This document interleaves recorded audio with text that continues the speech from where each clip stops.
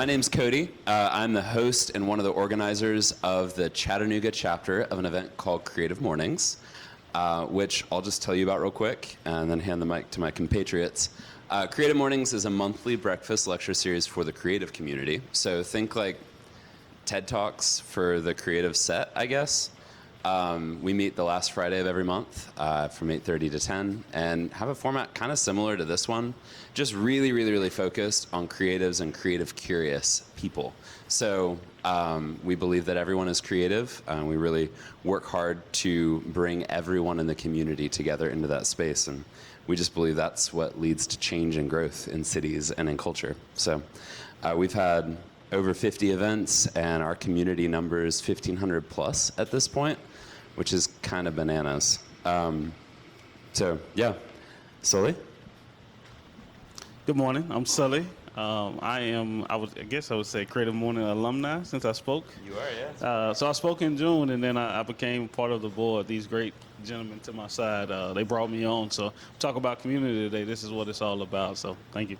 You're not going to mention oatmeal experience? I am the fearless leader and the neighborhood oat dealer of the finest gourmet oatmeal truck, the Oatmeal Experience, okay? Okay, all right.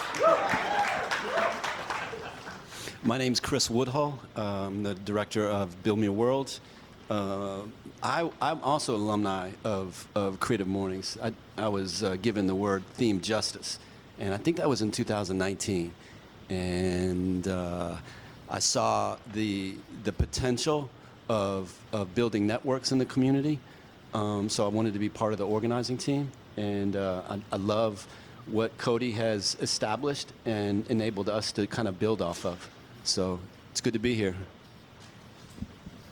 What Chris didn't tell you is that he's also a super talented creative, and what Sully didn't tell you is that he is our sock influencer.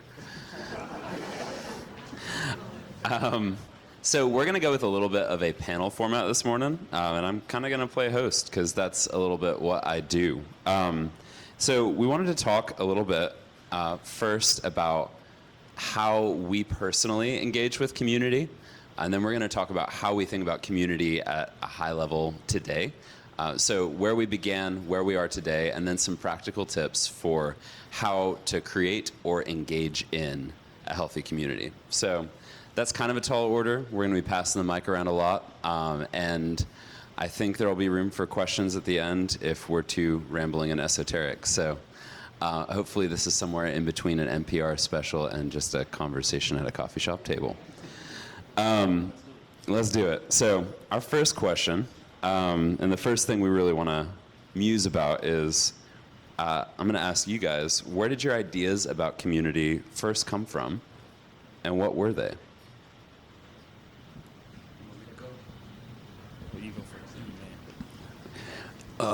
I mean, ideas for community basically come from all over different kinds of spaces. I grew up in a military family. My father was in the Air Force, so I had to go in and out of communities, establish communities, and then we moved like every 3 years. So a lot of my ideas about community came from my own personal experience in my body about being in spaces of community. Also, my first 2 years in my middle school years and first 2 years of high school, I was in Brazil. And so I went to a Brazilian high school. And so my ideas about community came from being put into places where I was bewildered and didn't have necessarily the resources to understand how to fit in. So I had to figure out the vocabularies of the room as I went along. A lot of my work in the professional life has been related to community building. I was a city councilman in Knoxville, done a lot of DEI, diversity, equity, inclusion kind of work, and also some community-based work. So, so ideas are always, I mean, it's one thing to have ideas about something. It's another thing to develop capacity for something. A lot of times we think that we did something if we thought it. I mean, thinking is cool. Yeah, but doing it requires something. You don't learn, how to play soccer by reading a book. You have to go out there, and it's the same with community. We're all potential facilitators, and what I love about hanging out with these two brothers is that they're natural-born facilitators. They have that, and the organizers. I was talking to a couple of people who are organizing in this event. That kind of generosity of spirit, that people who know how to kind of steward their own presence in a way that isn't so loud, and intrusive. Great talks. That was not a very good transition. I'm not good at transitions. Like at the end of a phone conversation, it's like, okay, bye. And hang up. Just hang up. Can I get that question? Real quick? yeah. I'm sorry. Your idea is a community. Oh, my idea. Oh, okay. All right. So in the beginning, my idea of community was only what I saw, and for me, I had to force myself to get out of what I only saw. Growing up in a black and brown community, that's all we saw. So we saw what we saw, like basketball, football, rap, things of that nature. So fast forward to growing up, I didn't go off to college, but going to a college. I didn't finish. And seeing different things and then getting into the workforce, it forced me to understand that communities are far greater than where we live at, where our address is, where we come home to, where we eat breakfast at every morning. It's a whole world of communities, and it's little pockets of community as well too, right? You may be a coffee community. I don't drink coffee, but I love what Cafe do. They have an amazing chai though that I do love, and those bagels are on point. So for me, I had to kind of like engulf myself in different communities. So top tier for me, running community. I sent these guys a message where we were kind of game planning for this, that I just started running because all the gyms closed during the pandemic. I didn't know that Ahmaud Arbery was going to get killed while running. I didn't know George Floyd was going to be choked out. And I ran my first half marathon in the height of those things. And I purposely wore a shirt that said bright orange, like an orange jumpsuit for prison. On the back of it said, "I'm just running for my health." Black man running for my health, right? And hundreds of people that I was passing in the marathon and half marathon was like, "We're here with your brother, we're here." And the rest is history. So next Saturday, if you guys are free, we're actually running in the West Side, which is an inner city community. And we're bringing the running community to inner city kids so they can see what other communities look like. That's awesome. Man. Yeah, so I think it's maybe worth talking a little bit about what we currently believe a community is, because that's a big word. It's a little bit loaded. You could call this space a community, but if y'all don't come back next month, you should come back next month. Then it's just an event, And I see a ton of people who are really, really, really gifted at this already. So I'm going to shut down my imposter syndrome, and I'm gonna hand you guys that for a second. Think about what you think a community is right now, and just say, like, my perspective from the beginning and what's heavily informed my take on community. I always was kind of on the outside as a kid. I was homeschooled. I was pretty isolated, I guess is the right word, and so I developed a really analytical relationship with community. I would always observe from the corners and kind of try to understand who was having fun and who wasn't and why. And it just seemed clear that, like, so much of the time, communities ended up flattened to the 2 or 3 loudest voices, really dominated by those. And it wasn't fun for everyone else, but they kept coming back because they didn't have a better alternative. So it really made me think a lot about community spaces that help people feel seen and valued and kind of engaged with. So that's a little bit what my perspective will lead to. But I want to hear first what you guys think a community even is. You want to take that first? So I think community is intentionality, right? We all can come in this room, we can grab coffee, we can put these name tags on, but if you're not intentionally walking up, shaking hands, kissing babies, commanding the room, you're not becoming a part of the community. As he said, we can show up to events, we can hang out in the back, we can sit on pillows. So when I spoke at community at my June speech, I intentionally made everybody get up, gave them 30 seconds. So I'm sure most of us probably came with somebody, or the first person you saw in the room, I'm just going to hang out with them because I know them, right? I think intentionality is meaning that get around. You may say, hey, I like your pants, I like your sweater. Just getting to know people and getting to understand. And community and network, they go hand in hand. But I always say we network wrong because we network for a lot of people network for financial gain instead of networking for adding value. So community is all about adding value. So me, I'm a runner. I like health.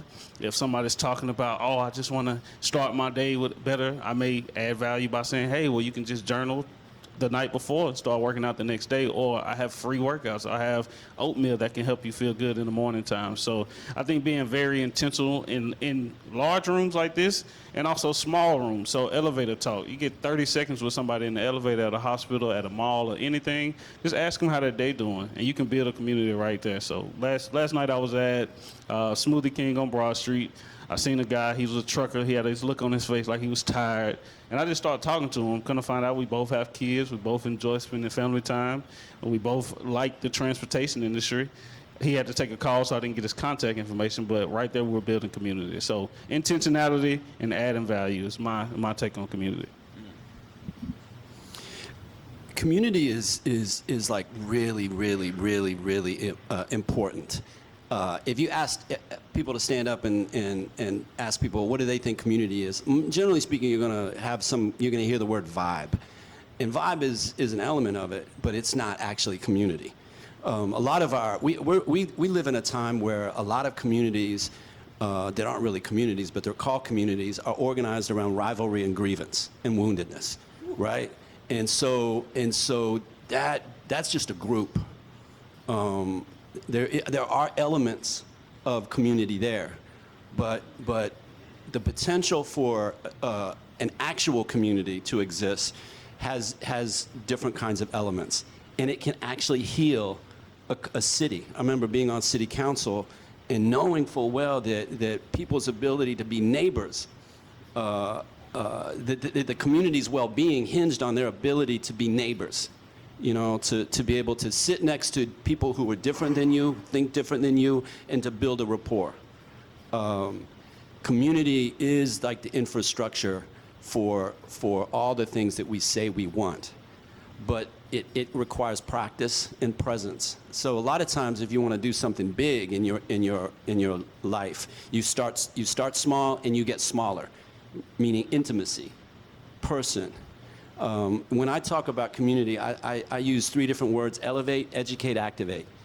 Elevate basically means it is vibe, you know, it's spirit, coffee, eating, you know, how the room is arranged, you know, how do you feel? Good music. What's that? Good music. Good music, beautiful art, you know, Bessie looking at us.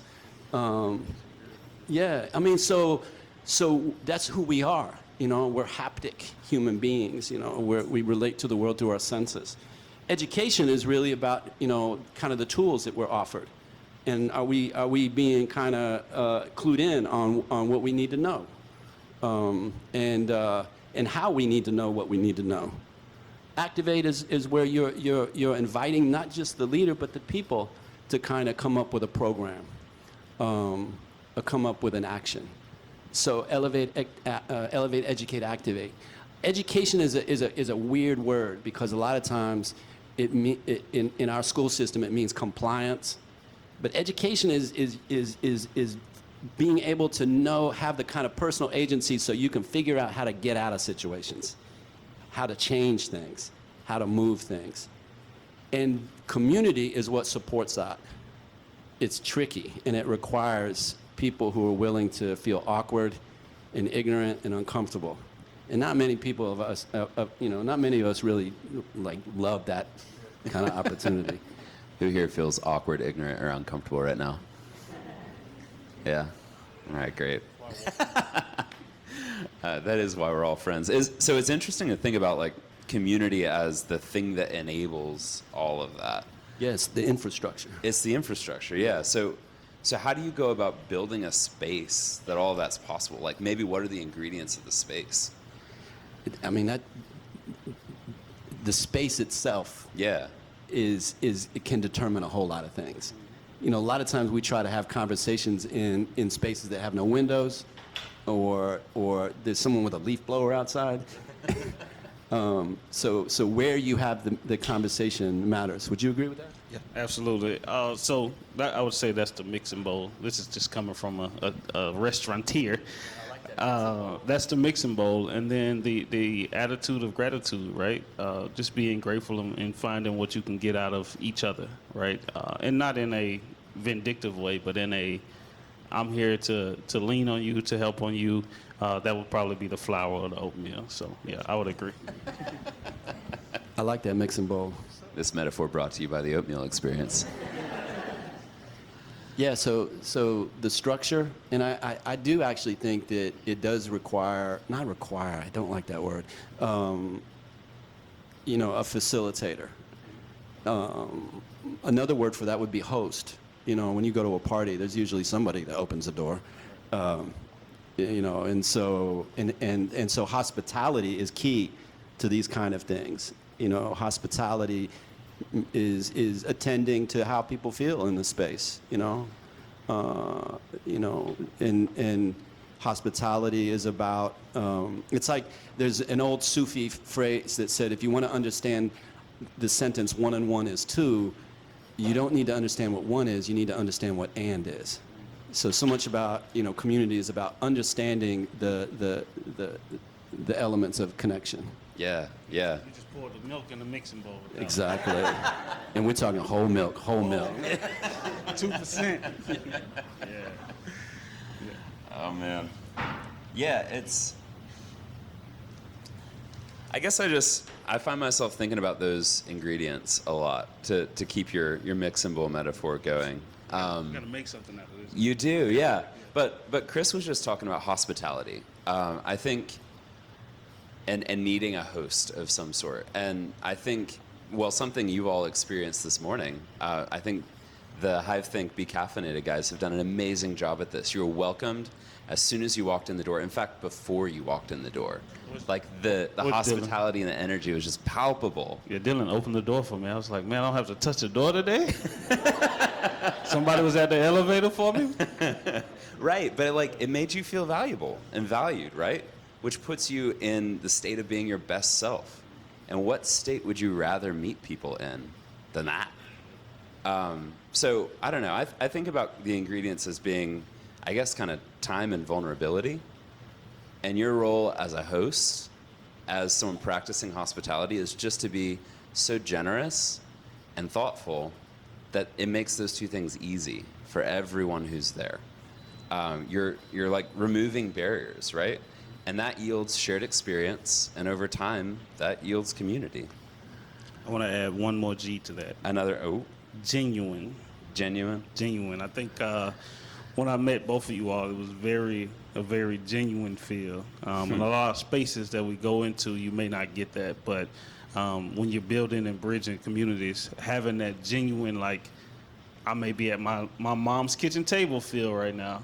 That's what they brought to it. It was me. Probably met you like a day before. I think you did, and yeah. it was all hugs, and me and Chris, we grabbed coffee, a few times, and but it was all genuine love from the beginning. So. Mm-hmm.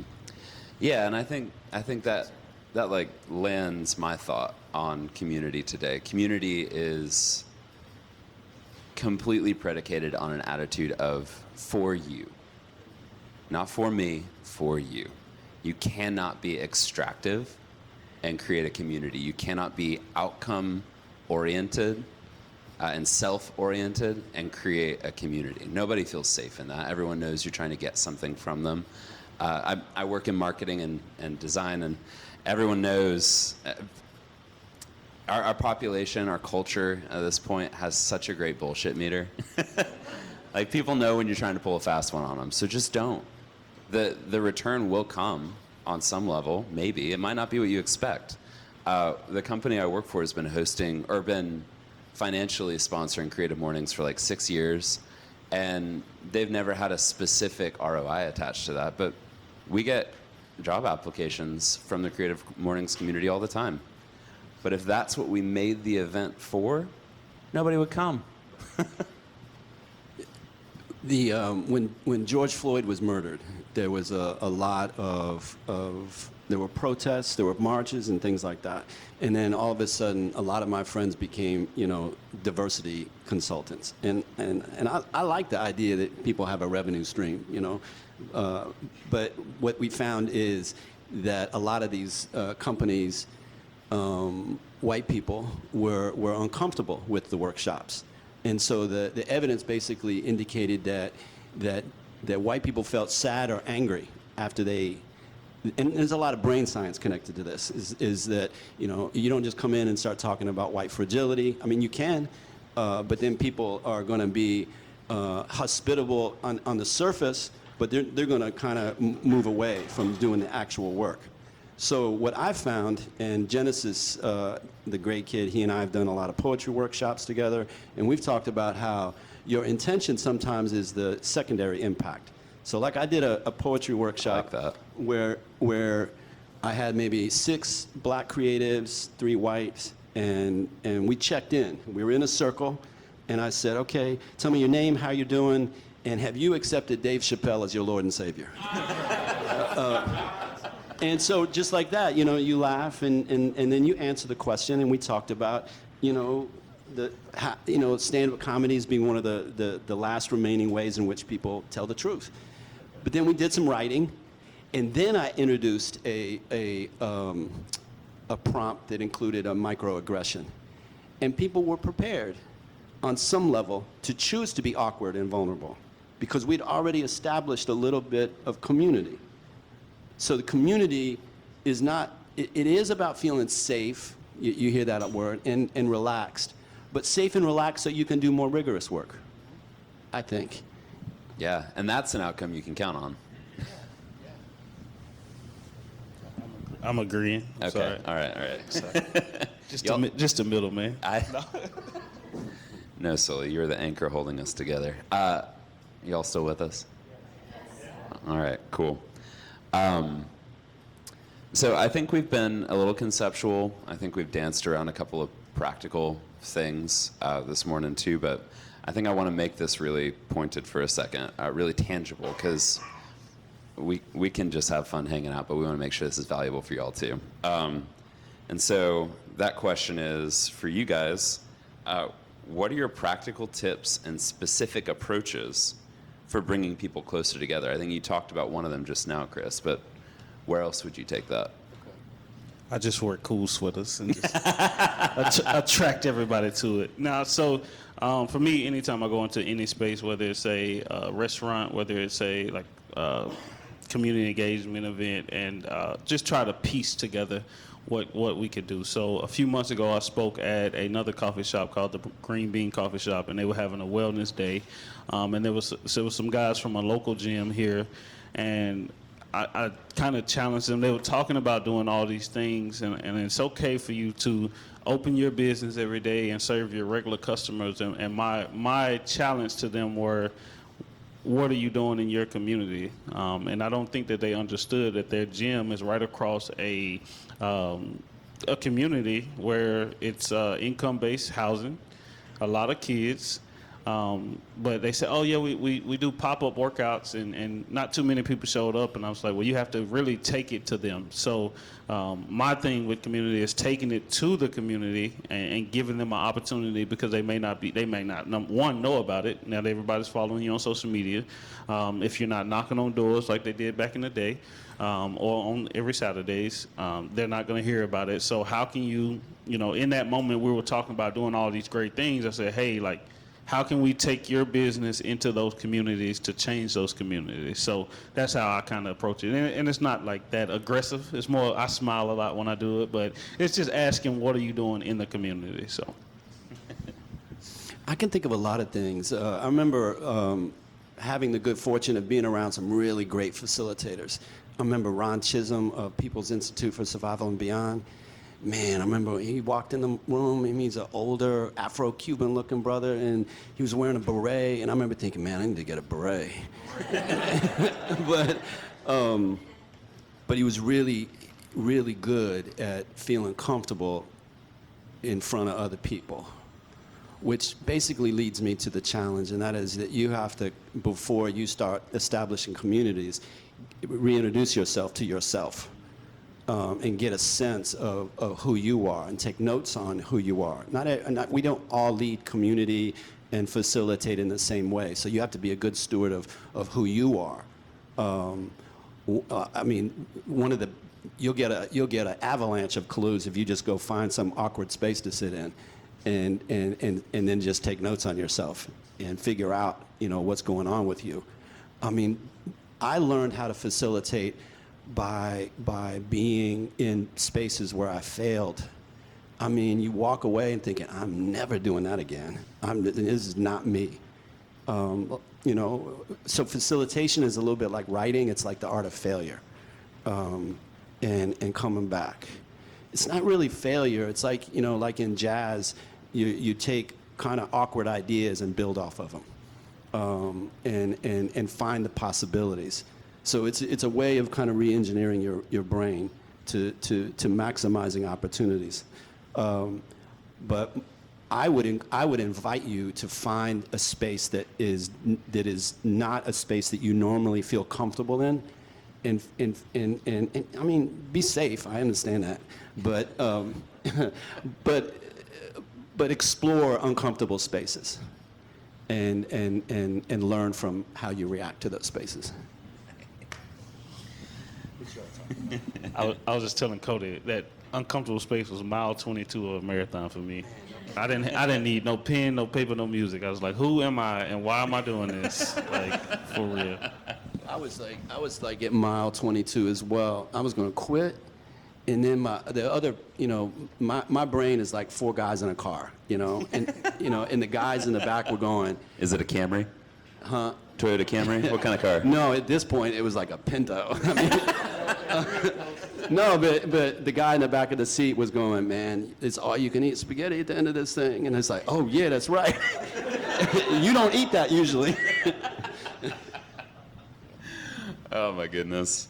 Yeah, I think, man, I love that take of like knowing yourself. I think the role of the host, we were a little implicit about it earlier, but we're kind of talking to y'all as if you are the host. The role of the host is yours, or it could be. And I think that the ways that we're thinking about, I think one of my most pithy takes is don't be transactional. We've talked about that already. I think the BCAF guys talked about that at the beginning. That's true whether you're hosting or just attending. You don't gain community from a transaction. So I think. Are you about to close it up? No, I'm not. Okay, I was just gonna. Yeah. I was just gonna invite the audience to ask us an uncomfortable question. Ooh. Yeah, I mean it's not possible, but We got a hand. So you're speaking a lot about how to create community spaces and get them watched, but as we go into those community spaces, people stop showing up, they stop committing to the creation of the community. What do you suggest as maintenance to keep them strong and going? Just keep showing up. We can't even focus on who's going to come. They said they had 3 people, and it's probably like 60 to 70 to 80. I'm not going to count everybody, but yeah, it's all about consistency, right? And reimagining what it looks like when people stop showing up. Kind of going back to the drawing board and having a focus group, but don't spend too much time on who's going to show up, because the people that's going to come, they're going to show up. And if you get one to show up and you talk to them and they get something out of it, you've done your job. So just keep showing up. I love that. But also, people are hardwired to be curious, and if you can come up with something that's really kind of interesting, what's that? 100 burpees. Yeah. Suffering. I mean, a lot of times the way we present material, it's like, we're going to teach you blah, blah, blah. And it's like, oh, wow, that sounds dreary. So think of something creative, fun, human, real, scandalous on this side of the line of safe. I mean, if a lot of times you'll hear someone go, "Did you see what just happened down there?" What? No, what? So intrigue people. There was this book called Cities from the Edge. There was this time and it's still going on, where the downtown areas of municipalities were basically empty, right? And so people started to repopulate the core of the city. And city planners were doing this because they were running out of money. They couldn't support the perimeter, people living in the suburbs. what this book found out is that a lot of policy, good planning, that's important, but these little novelty experiences really helped, like a skate park, like a skating rink, what is oftentimes referred to as a third space. People show up because they're curious and they want to play. Getting adults to play is hard, but if you can do that, you've got something right there. All right. How do you pull a community from scarcity or fear mindset into a creative or abundant mindset? Oh, I have a take on this. You model it. I think it's just like what Chris is saying. There's a level of, I think people respond to the space that you create around them. It's why we believe at Creative Mornings that space is so important. We try really hard never to repeat a venue, and we see that the room changes, the tone of the room changes, and I think that idea of scarcity is so baked into a transactional culture. And one of the things that we try really, really hard to model and lead with at Creative Mornings is a generosity culture. So there's never any exchange of funds. There's never even a conversation about money at that space. And I think also we work really hard to model the idea that if it's worth doing, it's worth overdoing. One of my favorite quotes, this is a designer, none of y'all really need to know who it is, but he said that art is anything that's better than it needs to be. And I think generosity is the same, and I think hospitality is the same. True hospitality is anything that is better than it has to be. And I think, again, Be Caffeinated team models that well. This could have just been a speaker series, but they brought these incredible musicians. There's art here. There's pastries. Like, there's a sense of abundance in the room. And I think that gives rise to that sense of abundance in all of us, too. Does that answer your question? I want to add one tidbit to that. Use that as a superpower, right? So I'm not going to get too biblical, but my pastor, I was listening to my virtual pastor, and he said that God will use your deficiency to put you in rooms that you don't think you should be there for. So if you're scared, if you have scarcity, if you don't think that you should be there, that's probably the urge that needs to put you there. And again, going back to somebody will come and somebody will take away something from you, taking that step of faith and being in and creating that space and being in that room. So that's what I want to leave you with.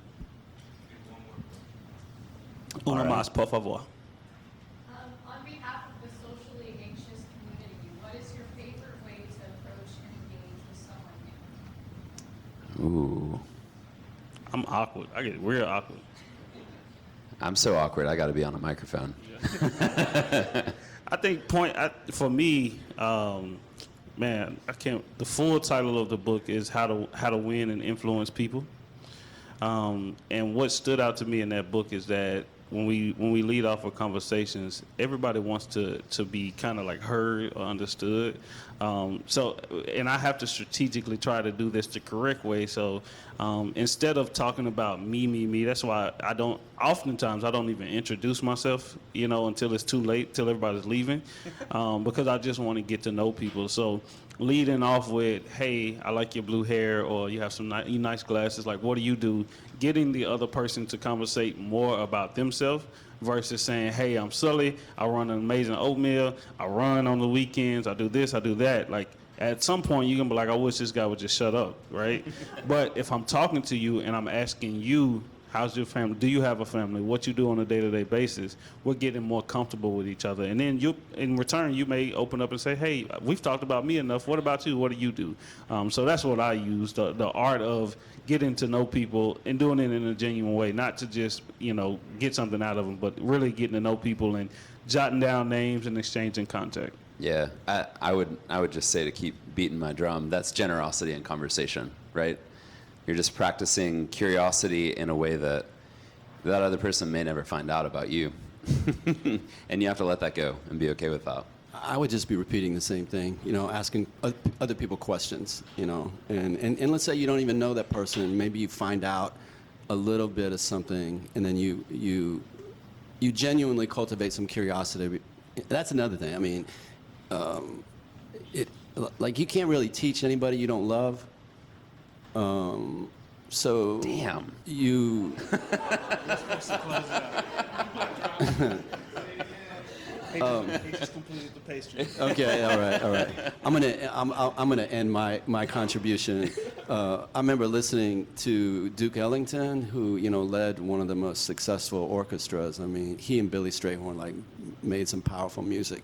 But they asked him, they said, "Man, how did you get so many talented musicians to just kind of create music together?" And he said, "You got to have a gimmick." And the interviewer was like, "Whoa, okay, what is it?" "I give them money." Some things are just not that deep. Anyway, that's my concluding comment. Chris?